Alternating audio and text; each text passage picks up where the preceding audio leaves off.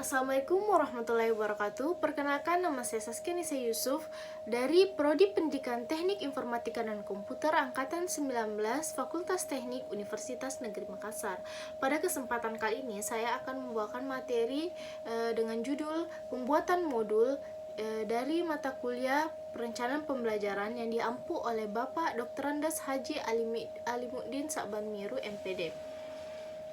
Prosedur penyusunan modul. Yang pertama, indikator pembelajarannya. Yang pertama, menentukan judul modul secara tepat. Yang kedua, menjelaskan prosedur penyusunan modul. Yang ketiga, mengidentifikasi penutup pada bahan ajar secara lengkap.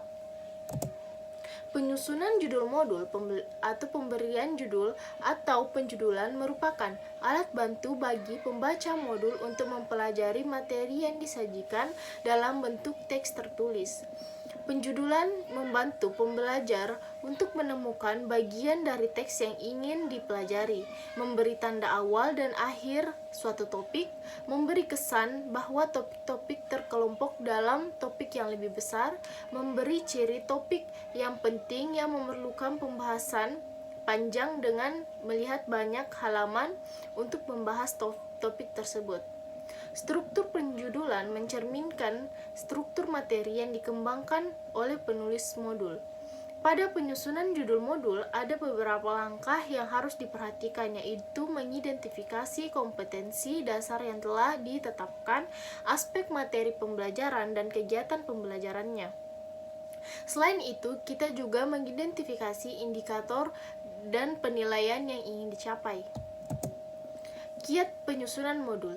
Merumuskan sejumlah tujuan secara jelas spesifik dalam bentuk kelakuan siswa yang dapat diamati dan diukur. Yang kedua, urutan tujuan-tujuan itu yang menentukan langkah-langkah yang diikuti dalam modul. Yang ketiga, tes diagnostik untuk mengukur latar belakang siswa, pengetahuan dan kemampuan yang telah dimilikinya sebagai prasyarat untuk menempuh modul itu, atau entering behavior atau entering behavior. Ada hubungan antara butir-butir tes ini dengan tujuan modulnya. Yang keempat, menyusun alasan atau rasional pentingnya modul ini bagi siswa. Ia harus tahu gunanya ia mempelajari modul ini. Siswa harus yakin akan manfaat modul ini agar ia bersedia mempelajarinya dengan sepenuh tenaga. Yang kelima, kegiatan-kegiatan belajar direncanakan untuk membantu dan membimbing siswa agar mencapai kompetensi-kompetensi seperti dirumuskan dalam tujuan.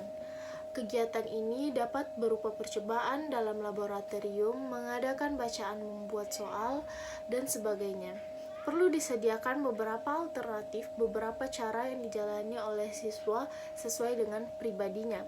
Bagian inilah yang merupakan inti modul, aspek paling penting dalam modul itu sendiri, karena menyangkut proses belajar itu sendiri. Yang keenam, menyusun past test untuk mengukur hasil belajar siswa hingga manakah ia menguasai tujuan-tujuan modul. Dapat pula disusun beberapa bentuk tes yang paralel.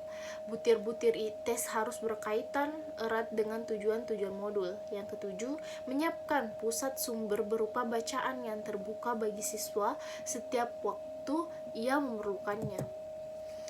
Terima kasih, itulah tadi penjelasan mengenai pembuatan modul dari saya.